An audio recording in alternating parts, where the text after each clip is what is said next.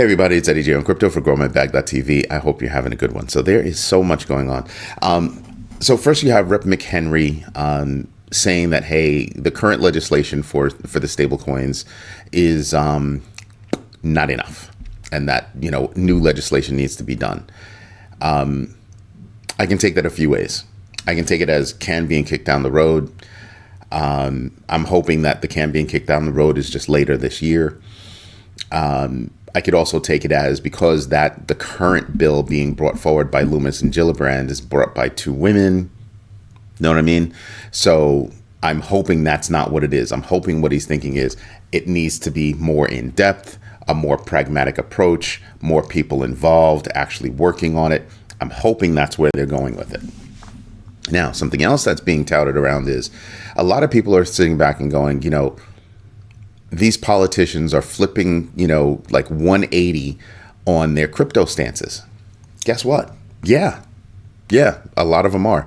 And a lot of people are wondering if it is a sincere move. For some, it is. For others, it's a political move. Why is it a political move? Well, because the public is pushed back hard. The public is saying, listen, we're going to give money to those that are doing something positive for, not the whole public, obviously, for those that are going to do something positive for crypto, those that are going to take a better approach toward regulating crypto, working with crypto businesses and firms to figure out what the best direction is going to be for setting up guardrails, parameters, and legalities around, compliance and regulation. That's awesome. Absolutely awesome. I don't know that I care if you're doing a 180 on whether or not it's sincere. What I care about is that you'll stay in that direction, right? It's okay to change your mind. I think it's okay to change your mind. And I've seen two candidates, change their mind. Okay, cool. Is it a sincere change? Doubtful, in my humble opinion. But is it going to lead to, better legislation, better enforcement? If that's what the outcome is going to be, I'm all about it. If I have to drag you kicking and screaming to show you that it's sunny outside or that it's raining outside, even though you can see it, feel it, touch it, smell it, all that good stuff, well, and now that you realize it, well, okay, the facts are the facts. Let them play as they play.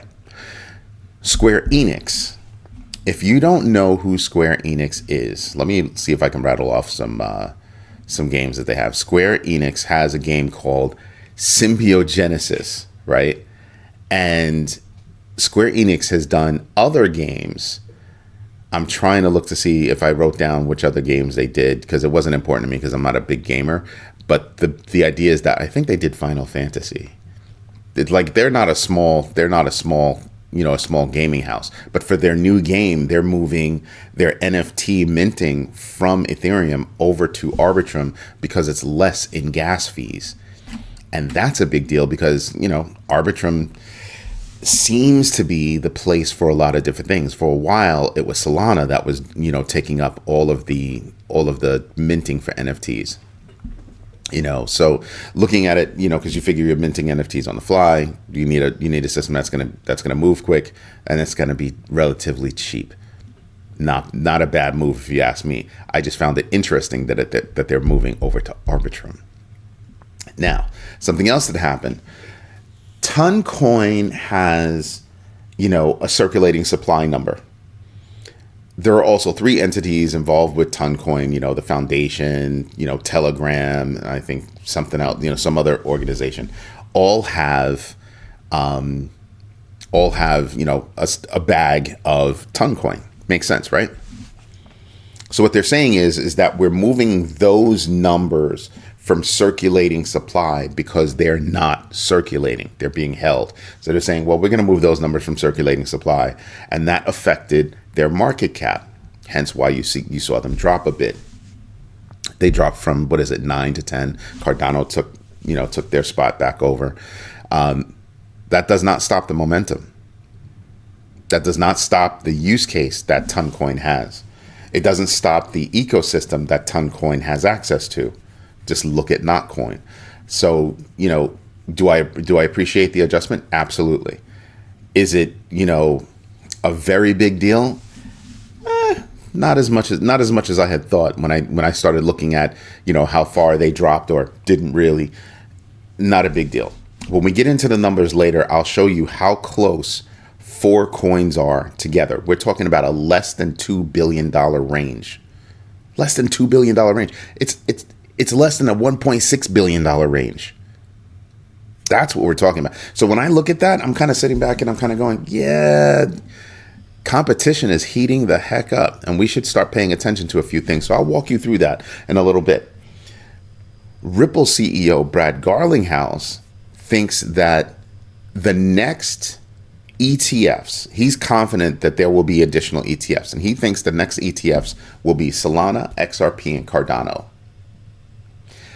Cardano could use the boost. If I thought that was true, Cardano could use the boost. I don't know how big of a deal that would be. I don't know how realistic that is. He's closer to it than I am, obviously. So I don't know. But would there be large enough demand is the question. Everybody that's a part of the Cardano army is buying direct. So that would mean that you'd have to rely on a whole bunch of brokers to start telling that story. And I have to see that happen. I know that Brad Garlinghouse can tell the story for Ripple. Just saying. The other thing that I wonder about is Bitcoin is a finite resource. These other coins are not. So the continuation of purchasing OTC, see what I mean? So, I want to see how that works out. That to me is a very big deal because you could just mint. So I don't know if it deflates the value, inflates the value, doesn't touch the value. It'd be hard to see what the effect is really going to be. And Ethereum spot ETF is going to start to tell us how that's going to work. That's honestly how I feel about it. Because you're talking about investment, you're not talking about use. That's one thing that I try to look at is, yes, there will be investment in Ethereum the same way there's investment in Bitcoin. But that investment in Bitcoin from that perspective is an investment, not for use, right? It's not like I'm using Bitcoin to go buy something. It's not like I'm leveraging Bitcoin, as a part of my portfolio directly. No, they're going to take their Bitcoin ETF holdings and leverage that, but not Bitcoin itself. What I'm looking for in the future to sustain crypto growth is the adoption and widespread usage of the various coins that are out there. General everyday purchases. I need somebody to mow my lawn. Can I hit you off with, Cardano? I need somebody to paint my house. Can I hit you off with, Toncoin or Polygon or whatever else it is? That's what I'm looking for. Not just invest and hold and trade as if they were stocks. It's not. Crypto is not stocks. So I'm wondering how it's all going to play out for coins that don't have a finite value. Okay. JPMorgan Chase, Jamie Dimon is saying, listen, we could be headed towards stagflation. Increased government spending, all kinds of things could lead us toward, stagflation. So we should be paying attention to that. And I'm sitting there, okay, that makes sense. They're also thinking, the analysts at JPMorgan are thinking, yeah, future ETFs, slim chances. I don't think so. I mean, I hear what they're saying, don't get me wrong, but I think it's highly possible that somebody could say, hey, I want to start a spot ETF for Cardano, Solana, XRP, Shiba Inu. I can definitely see a company or companies saying that's what they want to do. Kind of bring it into that, that regulated fold, if you will. But when I sit there and I think about that, I'm thinking that those are strong possibilities. Now, whether or not it does anything for the space is one thing, but would they be able to do it? Think about this. It took years to get a Bitcoin spot ETF in the United States. It took months to do it for Ethereum. See what I mean? And it would be hard to kick the can down the road for others. It would be very hard, very difficult. Right? They tried the whole, Ethereum is a security. Well, that didn't work. So you'd have to look at other coins and see if that would work. Decentralized coins where, just these things, I'm just sitting back and I'm looking at all of that and I'm saying, yeah, I understand, but I think that it's possible that, do I know the order in which it's going to happen? No, not at all. I wouldn't be able to tell you what coin is going to be next. But I will tell you there will be more coins. I absolutely agree that there will be more coins. So I think on that one, the analysts over at JPMorgan could be wrong. As for stagflation, Jamie Dimon brings up some good points. He does bring up some good points. I think that in an election year, it's a special kind of year. So we're going to have to see how that plays out. We'll see. We'll get some inflationary data today, or some inflation data today. So we'll see how that plays out, and we might be able to take a look at things. I don't think any rates are going to move until they've got consecutive months of data telling them things are moving in a particular direction. So today's data would be a part of that string of months saying this is the direction that the inflation is going, that the economy is going. So that's something to pay attention to. The SEC is requesting amended S1s for those Ethereum spot ETFs by the end of today. BlackRock got theirs in. So unless they got a kickback and they need to do something else, BlackRock got theirs in. The other 7 need to get theirs in. Like I said, there would have been 9, but Hashdex pulled back. They said, no, we're not going to do it now. I will be interested to see, what happens with NASDAQ, what happens with, because there are other groups out there that want to do Bitcoin spot ETFs, Ethereum spot ETFs. So I'm interested to see what the next waves will bring. So we'll see what happens. That's Stitch playing around. Coinbase is seeing a drop in trading volume. Not a huge drop, but a drop nonetheless. I seem to think that drop does point to stability and diversification in revenue sources for Coinbase. I think Coinbase is maturing. The way that you have other groups thinking they want to be exchanges or pseudo exchanges, Coinbase is growing up and offering new things. I told you last week about how they're going to be offering different vehicles for gold and oil. So again, I'm just saying that, things are changing in the financial world, and those are things that we should be paying attention to. Anyway, you know what we should do? We should look at the numbers. As we're looking at the numbers, somebody had asked me last night, during the live, I showed this whole workbook. I walked everybody through the whole workbook and how we might actually wind up offering this as a standalone tool for people. The feedback was actually pretty good. It was actually really good. I love it. So we might offer this in 2 different flavors. We might offer this one flavor being a standalone version, another flavor being an online version that's obviously more connected, has more features only because it's online and is capable of doing so. Offline, it's a little bit more difficult. Somebody said, hey, why don't you build an app? And I'm kind of like, not everybody's sitting there looking at a phone or a tablet. Some of us are actually sitting at a desk looking at a computer, because we're doing more than just, trading every now and then or making a purchase every now and then. Some of us are really managing portfolios and making moves, and we could use a tool like this to help us do it. We've got another one that's just like this, that does it for stock. And so we're thinking about a lot of different things about, making those things in the products. Anyway, let me refresh this for you guys so you can see, if there are any updated moves as of late. I think things are let's just click that again just to make sure. I think things are kind of moving sideways at the moment. So there's not really much to talk about. I mean, who's on the downside? That matters. I mean, you get right here and already you're out of the 5% range, right? So there's really nothing to talk about. Celestia moved 7% down. AMP moved 8% down. Let's see. Everybody, a lot of people are talking about this Jasmine coin. I'm paying no mind to it. I just have no reason to.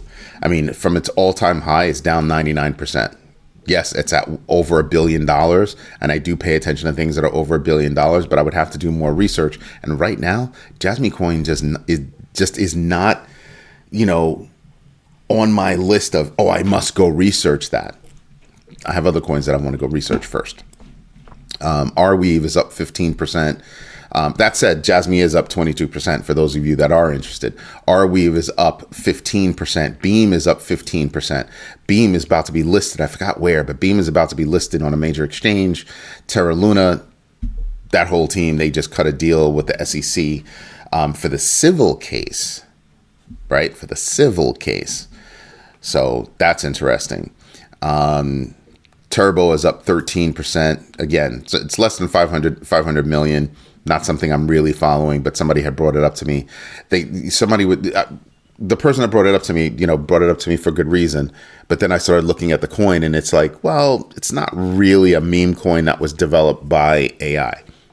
Somebody did a search on the AI. AI said, "This is how you need to do it," and they went and did it. Still, it's up 13% if you're playing around with memes. And if you're playing around in the meme space, this would probably be one of them you want to pay attention to. Pepe is up 9%. Let me see who else. Ando just flipped because I could have sworn I saw Ando on the losing side just a few minutes ago before I started. EtherFi up 7%. That's nice. Lido is up 6%. Yeah, there's not really much on this. And if you look at how everything's moving, yeah, these are sideways moves. Out of the top 250 coins, 22% is your highest gain. 8% is your worst loss. Not so much. But then Fear and Greed Index is at 73. DeFi Llama, we have 129 billion, almost 130 billion. So maneuvering within a tight range, just like the cryptos. And then when you look at Bitcoin, again, if you look at this, we're still moving within a tight range. Still moving within a very, very, very, very, very tight range.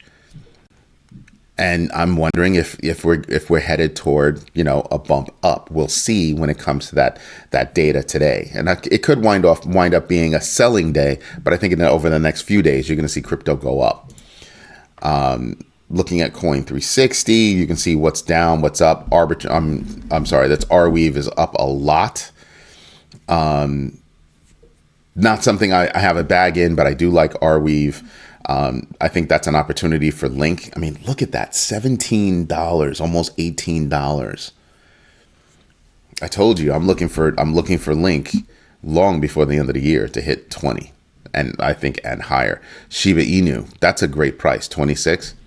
It's going to go higher. I think it's going to go a lot higher. Near, Matic, who else? VeChain is doing some things. I wish Algo would do something. I'm just not seeing it. Pepe is up a bit. Bitcoin Cash isn't doing anything, which is actually surprising. But it's also not down a lot. It's down a little hair, so it's not going to bother me. Looking at the big numbers over here, you can see, well, here you go. But remember when I was talking about it earlier where I said there are 4 coins that are within like $1.6 billion? Here they are. Cardano is at 16 and change. Toncoin, Shiba Inu, and Avalanche are at 14. Right? Are at 14, 15. That's a tight range for 4 coins. When earlier the range was between one at about $1.6 billion. That's still a tight range. So you figure 14,209. What's that? $1.8 billion. That's a very small space. We're going to see flipping over here until things take off. I think we're going to see a lot of flipping over there. A lot of flipping between these coins. Cardano, Toncoin, Shiba Inu, and Avalanche. Any kind of news could propel one to take over and fall into the top 10 easily.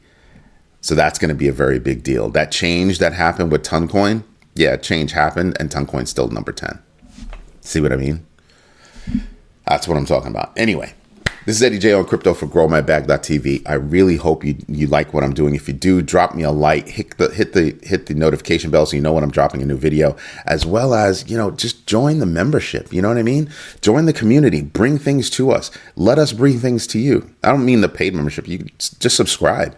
You know what I mean? That there's a lot that we have going on, a lot new features. Subscribers and members are going to get something very special. Very, very special. We hope to make that announcement early next week. Anyway, I hope you have a good one. This is Eddie J on crypto for growmybag.tv. Bye-bye.